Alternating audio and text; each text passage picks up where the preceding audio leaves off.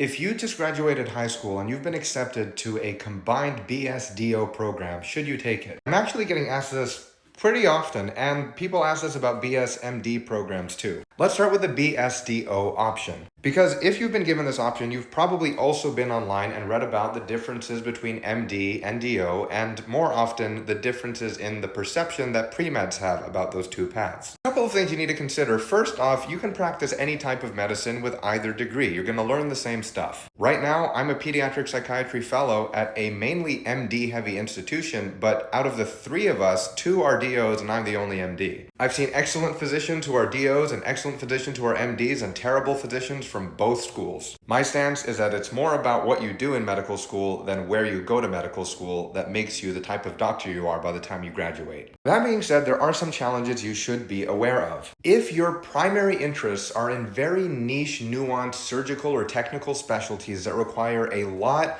of academic presence and a lot of instrumentation, so complex ORs, specialists, and tons of clinical trials and that type of stuff, there can be a convenience advantage and a networking advantage to going to one of these big academic institutions. That being said, I've known people in every specialty, neurological surgery, psychiatry, neurology, primary care, from MD and DO schools. The difference is in that convenience factor, that networking factor while you're in medical school, where if all of your interests are in those highly nuanced, very specific fields, it might be advantageous to your career to go to particular schools. Even so, no matter where you go, and if you're interested in those specialties, you can still go to conferences, you can still network, you can still do away rotations. I guess what I'm trying to say is that there are advantages and disadvantages to each path, and you kind of have to think about it. But those advantages and disadvantages go the other way too. Let's say that you really wanted to have an osteopathic manipulative therapy practice. While MDs can go out and learn that stuff later, DOs get to learn that in DO school.